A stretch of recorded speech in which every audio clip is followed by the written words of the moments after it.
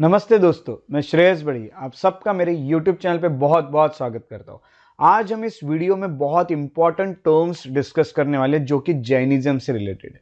जैसे कि हम जैनिज्म को ऑलरेडी डिटेल में पढ़ चुके हैं ancient history of India series में। अगर आपने वो वीडियोस नहीं देखे और आप देखना चाहते हैं, आप ancient history, medieval history, modern history को कंप्लीट करना चाहते हैं, तो अभी डिस्क्रिप्शन में जाइए, वहाँ पे आपको सभी प्लेलिस्ट की लिंक मिलेगी और आप उसे पूरा कंप्लीट कर सकते हैं।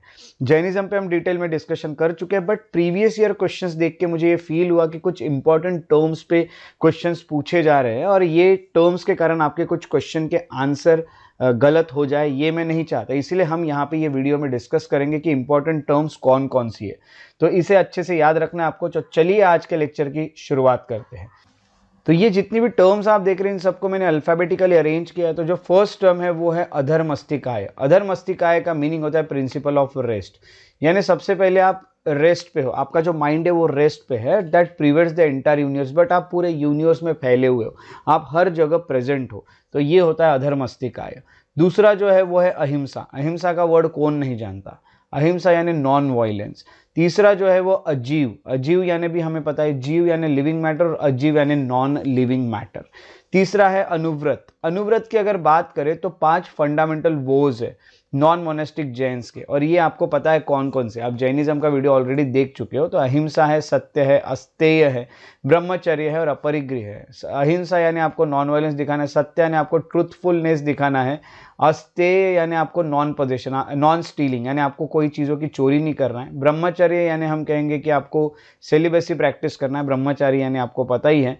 उसी के साथ साथ आपको अपरिग्रह यानी पता है नॉन पोजेशन, ज़्यादा चीज़ें अपने पोजेशन में नहीं रखनी है, ज़्यादा चीज़ें अपनी बना के नहीं रखनी है। तो ये सब चीज़ें कही गई है, तो ये अनुव्रत है, इन सबको अनुव्रत कहा जाता है। अगला है अपरिग्रह। अपरिग्रह यानी नॉन पॉजिटिवनेस, जैसे कि मैंने आपको ये बताया। अगला होता है अश्रव। आश्रव, आश्रव का मीनिंग होता है refer to influence of body and mind causing the soul to generate karma, यानी हम यही कहेंगे कि आश्रव यानी हम यही कहेंगे कि जो बॉडी और आपका माइंड है इसका कोई इन्फ्लुएंस है आपके जो भी आत्मा है उसके ऊपर, और इसीलिए आप कर्म करते हो। तो आपके बॉडी और माइंड आपके आत्मा से कुछ कराती है और उस कारण आपसे कुछ कर्म होता है, उसको आश्रव कहते हैं। नेक्स्ट है अस्तेय। अस्तेय यानी नॉन स्टीलिंग, आपको चोरी नहीं करनी है। और उसके बाद है अतिथि समविभाग व्रत। अतिथि समविभाग व्रत यानी अतिथि यानी हम कहेंगे कि जो बाकी लोग हैं उनके लिए। तो चैरिटी ऑफ ओन पोजेशन यानी आपके पास जो भी चीज़ है उसको दान करो। किसको दान करोगे, तो अतिथि यानी हम कहेंगे मॉन्क को दान करो, नन को दान करो, या फिर पायस पर्सन जो पवित्र व्यक्ति है उन्हें दान करो। इसे कहा जाता है अतिथि समविभाग व्रत। नेक्स्ट जो आप देख रहे हैं वो है बंध। बंध की अगर बात करें तो ये बॉन्डेज बाय कर्म या फिर डार्कनेस ऑफ सोल है। तो हम यही कहेंगे कि आप अपने कर्म से बंधे हुए, आपके साथ जो भी हो रहा है वो हर चीज़ आपके हाथ में नहीं है। काफ़ी सारी चीज़ें आपके साथ ऐसी हो रही है जो आपके हाथ में नहीं है, ये जैनिज्म में कहा गया, इसे कहा जाता है बांध। तो बांध यानी आप बंधे हुए हो किसी चीज़ से। उसके बाद जो टर्म आपको देखने मिल रही है ये है देशावकाशिक व्रत। अब ये देशावकाशिक व्रत होता क्या है? देशावकाशिक व्रत ऐसा होता है कि कोई भी जो आप एक्टिविटी करोगे उसको लिमिटेड ड्यूरेशन तक ही करना है, एक ही चीज़ काफ़ी टाइम तक नहीं करते रहना है। इसको देशावकाशिक व्रत कहा जाता है। इससे आपके माइंड में काफ़ी सारे इंप्रूवमेंट्स आते हैं। नेक्स्ट जो टर्म देखने मिलती है वो है धर्मस्तिकाय। धर्ममस्तिकाय, जैसे आपने पिछली जो टर्म देखी थी वो थी अधर्ममस्तिकाय।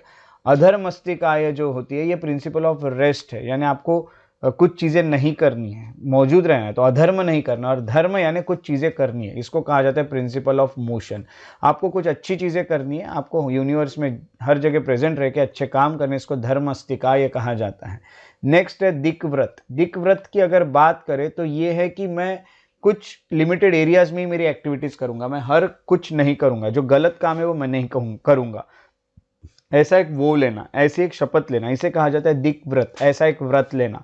तो मैं हर जगह गलत काम नहीं, यानी हर जगह यानी गलत काम करूंगा ही नहीं, यानी हर जगह मैं काम नहीं करूंगा, जो अच्छी जगह है वही काम करूंगा, जो बुरी जगह है वहाँ काम नहीं करूंगा, ये है। अगला है द्वेष। द्वेष का मीनिंग हम सभी जानते हैं, मीन्स एवर्जन, यानी हम किसी को घृणा करते हो या फिर हम कहते हैं किसी से नफरत करते हैं, ये सब हमें नहीं करना है। तो ये आपको दुख देगा अगर आप किसी से नफरत करोगे। आप खुद सोचिए, अगर आप किसी से नफरत कर रहे हो तो आपकी नफरत जो है वो नफरत करते करते आपको दुख मिलते रहेगा। अगर उसका कुछ अच्छा हो रहा है तो आप दुखी होते जाओगे, क्योंकि आप उससे नफरत करते हो। तो आपको नफरत नहीं करना है, द्वेष नहीं करना है। उसके बाद अगला आता है गुणव्रत। आपने देखा अनुव्रत, अनुव्रत में 5 चीजें हैं, वैसे यहाँ पे 3 मेरिट्स है। 3 मेरिट में आता है दिक्व्रत, भोग उपभोग व्रत और अनर्थ दंड व्रत।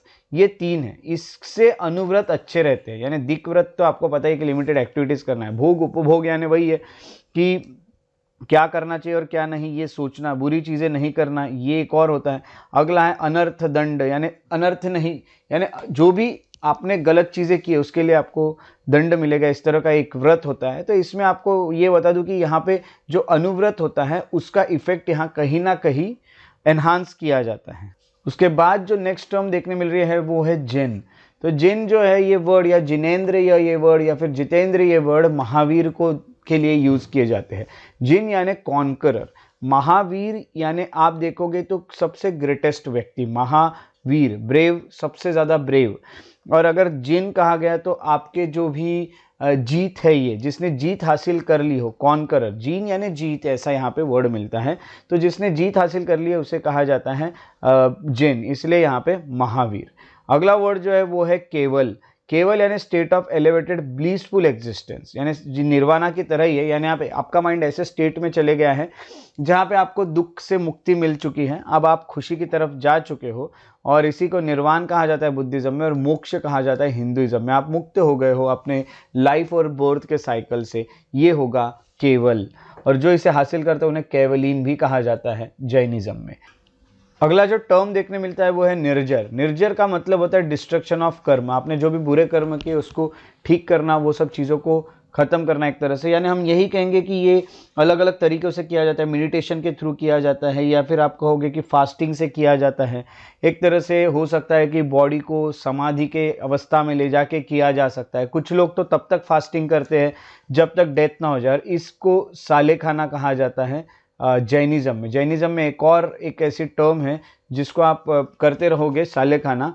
और ये ऐसी प्रैक्टिस है जो आपको कुछ खाना नहीं है जब तक आपकी डेथ ना हो जाए। ये होता है रिलेटेड टू निर्जर। निर्जर जो होता है ये डिस्ट्रक्शन ऑफ कर्म होता है। नेक्स्ट इज पौषाद व्रत। पौषाद व्रत की अगर बात करें तो हम कहेंगे लिमिटेड एसेटिक लाइफ आपको जीनी है, यानी आपको एक सन्यासी वाली जिंदगी की तरह की जिंदगी गुजारनी है। पूरी तरह से सन्यास नहीं लेना है, बट उस तरह की जिंदगी गुजारनी, इसलिए लिमिटेड सन्यासी वाली जिंदगी, तो पौषाद व्रत इसे कहा जाता है। नेक्स्ट है सम्यक व्रत। सम्यक व्रत यानी लिमिटेड मेडिटेशन। आपको मेडिटेशन करना है, वो पूरी तरह से नहीं करते रहना है, समाधि में नहीं जाना है, बट एक लिमिटेड मैनर में आपको मेडिटेशन करने रहना है। इसको सामयिक व्रत कहा जाता है। Next is समयार।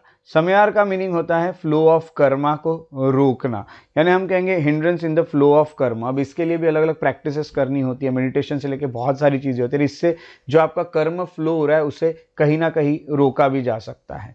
नेक्स्ट है शिक्षा व्रत। शिक्षा व्रत की अगर बात करें तो 4 डिसिप्लिनरी वोज होती है, उसका कलेक्शन को शिक्षा व्रत कहा जाता है, जिसमें हम कहेंगे सम्यक व्रत होता है, अगला है देशावासी का व्रत होता है, पौषाद व्रत होता है, और अतिथि समविभाग व्रत होता है। ये चारों व्रत मैं आपको बता चुका, इन चारों को मिलकर शिक्षा व्रत कहा जाता है। उसके बाद एक टर्म आती है त्रिरत्न। त्रिरत्न का मीनिंग होता है 3 जेम्स। जैनिज्म में 3 जेम्स कहा गया है, 3 रत्न कहे गए, इसलिए इसको त्रिरत्न कहा जाता है। ट्रिपल पाथ होता है, एक होता है राइट फेथ, आपको सही विश्वास रखना है, सही श्रद्धा रखनी है। दूसरा होता है नॉलेज, आपको सही ज्ञान होना चाहिए जैनिज्म का। उसके अलावा सही कंडक्ट, यानी आप जो भी एक्शन लोगे आपको वो एक तरह से सही एक्शन लेनी है, गलत एक्शंस नहीं लेनी है। ये 3 मिलके बनते हैं त्रिरत्न। उसके बाद होते हैं यति। यति का मीनिंग होता है जो जैन मोनेस्टिक ऑर्डर होते हैं, मॉन्क और नन जिनको फॉलो करते हैं, यानी हम कहेंगे मेंबर्स होते हैं जैन मोनेस्टिक ऑर्डर के, जैसे मॉन्क और नन होते हैं, इनको यति कहा जाता है। ये सब लोग यति होते हैं, मॉन्क यति हो गए, नन यति हो गए, तो ये सब मेंबर हुए मोनेस्टिक ऑर्डर के। तो ये एक और टर्म है यति, जो कि आपको यहाँ पे पता चलती है। सो ये जितनी भी आपने इंपॉर्टेंट टर्म्स पढ़ी, ये इसके ऊपर आपको कभी भी क्वेश्चन मिल सकते हैं, तो इसे अच्छे से याद रखिएगा, हो सके तो कहीं लिख के रखिएगा और इसे हमेशा रिवाइज करते रहिएगा। अगर आपको मेरे वीडियोस पसंद आते तो उन्हें लाइक ज़रूर कीजिए, शेयर कीजिए और मेरे यूट्यूब चैनल को सब्सक्राइब करके बेल आइकॉन को ज़रूर प्रेस करें ताकि आने वाले वीडियोस के नोटिफिकेशन आपको मिलते रहे और आपका कोई वीडियो मिस ना हो। अगर आप और अपडेट्स चाहते तो आप फॉलो और लाइक कर सकते हैं मेरे फेसबुक पेजेस को, श्रेयस बड़े इंटरप्रिटेशन। अगर आप मुझसे कनेक्ट रहना चाहते हो तो आप इंस्टाग्राम पे मुझे फॉलो कर सकते हो, अपने डाउट्स पूछ सकते हैं। श्रेयस बड़ी द पीस लवर ये मेरा इंस्टाग्राम आईडी है। आप अगर मेल करना चाहे तो मुझे shreyasbadi@gmail.com पे मेल भी कर सकते हैं। इसी के अलावा आप और भी कुछ नॉलेजेबल वीडियोज चाहते तो आप श्रेयस IAS एकेडमी करके जो मेरे एकेडमी का इंस्टाग्राम का अकाउंट है उसे भी आप फॉलो कर सकते हो। आप उसे फेसबुक पे भी फॉलो कर सकते हैं। अगर आप वीडियोज़ के नोट्स चाहते हैं या फिर और भी अपडेट्स चाहते हो तो आप श्रेयस बड़ी करके मेरा टेलीग्राम चैनल है उसको भी सब्सक्राइब कर सकते हो। तो मेरे साथ यहाँ बने रहने के लिए बहुत बहुत शुक्रिया। Thank you for being here. Take care and have a very good day.